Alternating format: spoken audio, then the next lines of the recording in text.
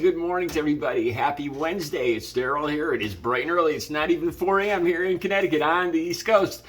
And you know, if it's before 4 a.m., I am seriously fired up this morning. I got two videos that I will make today and I will download. The second one, I'm not going to monetize or put in. It's just going to be more or less my public service on addiction. But this video, okay, let's get right into it. First, we had the Trumpists, the conservatives, Republicans getting all upset about Mr. Potato Head and Pepe Le Pew and Dr. Seuss. How dare they're becoming woke. I don't even know. Honestly, I can't even seriously sit here and talk about it because I don't even know why they're getting so upset about stuff like this. Things change, and apparently they are terrified of change. So now it's Big Bird, and even more than Big Bird, it's their fuzzy cousins, the Muppets. You think I'm joking, all right? I didn't think this was serious. I thought this article was a joke. As usual, the links in the video will be down below. Okay, Eric Bolling. He used to work for Fox News. He's a talking head, a commentator on News One. One of the far-right news channels. And he used to work at Fox News, I believe, until 97, where he was let go for sexual misconduct allegations. Kind of figures. Another incel crying about why, women don't pay attention to him, and why can't he just grab a little butt once in a while, and all this other stuff. Kind of figures. All right, so there's going to be a video down below. Already, people like Ted Cruz and Laura Ingraham have jumped all over Big Bird. Let me talk about Big Bird for a second. Okay, Big Bird, I can't believe I'm seriously talking about this. There's, on Sesame Street, Big Bird gets a COVID-19 vaccination. And, and it's obviously, so if and when the time comes for kids to get a shot, they won't be scared of the shot. That's all it is. So little kids won't be frightened. It's a little kid's show. And a lot of kids are terrified. I don't like getting shots still. And Big Bird talks about how his arm was just sore and it wasn't that bad. And his mommy gave him a teddy bear. It's cute, man. And it's so children won't be frightened, right?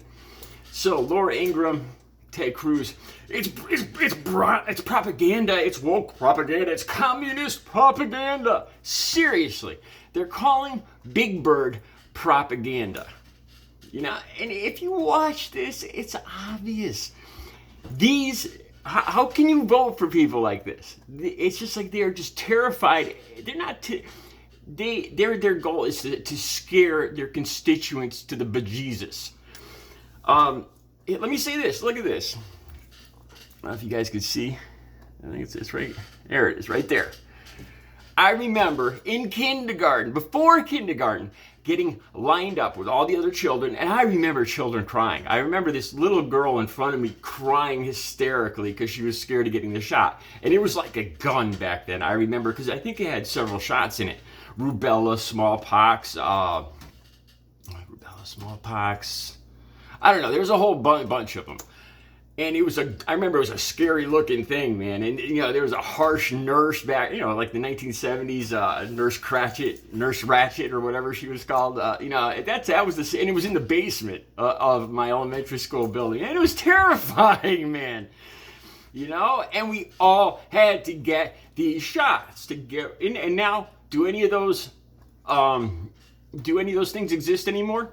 Smallpox, rubella, all that stuff, measles, do they exist? No, because of this. How this has somehow been conflated or equal to liberty, and I'm not against vaccines, but nobody can tell I'm against mandates. I don't get it. Just back when I was a kid, the people that are complaining right now got these shots when they were a kid. I got these shots 50 years ago. Am I growing a third eye? Does all my man parts still work? Yes. It's just so ridiculous. It gets worse. It gets more bizarre. There's a clip down below where this Eric Bolling, Bolling, You guys know I have a hard time with names, man. I don't know what this mental block is. All right, so there's a clip down below, and this video, at first I'm like, this can't be serious. This guy is fighting mad, about Big Bird, and more than that, he is ticked off at he wants to kick some Muppet butt, man. Because why? Because in a movie, the villain in the movie was called Tex Richman, and he was an oil baron. And you little commies, that's what this guy says. And then he challenges Miss Piggy to come on the show and debate him. Now, I'm bordering between this isn't reality. This guy's got to be joking. This has got to be a joke, right? But he is visibly angry in this video. You little communists. And then he tells this story about how when he was a kid, he was a poor kid. He ate dirt when when he was a kid. He lived under a rock and blah, blah, blah. Poor him. And look at him now, the American success story, blah, blah, blah, blah, blah. So he talks about how when supposedly a limo or some rich guy goes by, and his parents, they don't blame the rich guy. They say, look, that's who you can become. And this creeps me out, man. And then for one little second, I seem to glimpse what Trump supporters are all about. The envy, the greed, the jealousy. It's like the American dream, the capitalist dream is to become a Donald Trump, to have gold toilets. This is happiness. This is the American dream, to have money you can burn. You can become the richest man in the world and own everything and be own land and have everybody at your feet. And for 1 second, it feels like I got a scary glimpse. Like I understood Trumpism for one little second there. Because I never understood why they worship this guy. Gold toilets, chandeliers, and the portraits of himself, which don't even look like anything he ever looked like. It looks like some Ken and Barbie, from Ken and Barbie. The Ken, it looks like the super version of Ken with his golf clothes on, this portrait that Donald Trump is standing in front of. Supposedly it's a portrait of him. And this guy worships himself. It's everything that, from what I was taught about God and the Bible and Christianity, that everything that it goes against. Let me quote this. I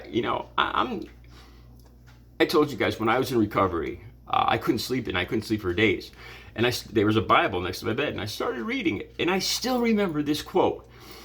It is easy, let it be known, it is easier for a camel to go through the eye of a needle. It's easier for a camel to pass through the eye of a needle than it is for a wealthy man to enter the kingdom of heaven. And if you look at Jesus's teachings and all the stories in there, it's against greed. It's about helping others, compassion, empathy, sharing, it's not about capitalism and wealth and becoming a super strong oil magnate. So anyway, this Eric Bolling, he is furious that the Muppets would pick this Tex Richman, because to him this is the epitome of America, the American dream, Tex Richman. And then there's part of me too that's Native American. And I've always looked at oil wells. Like, oil is going to run out. It's a finite resource. It's kind of crazy for us to depend on this because it's going to run out. We're basically pumping the blood out of the earth. And that can't be a good thing. Obviously, sustainable energy would be a pretty good idea because it'll last forever. It just continually renews itself. It doesn't hurt the earth or the environment or anything. It always seemed to make sense to me. But so Eric Bolling, he just worships Tex Richman and oil barons. Nobody should ever make fun or villainize a Texas oil man because that is the epitome of America. Unbelievable. But for one little second, I feel like I got a glimpse into Trumpism. Because I always talked about how they seem to always be concerned with everybody else and how people aren't working. You should be working hard and miserable like I am. It's always about this guy didn't earn this. I worked harder. It's always this misery. I deserve more. And these are the people that claim they want to take personal responsibility too. The link will be down below. I'll be back later. I got another really good video about addiction, a serious talk. Like I said, I don't think I'm going to monetize this next video. You guys have a great Wednesday. I'll see you shortly.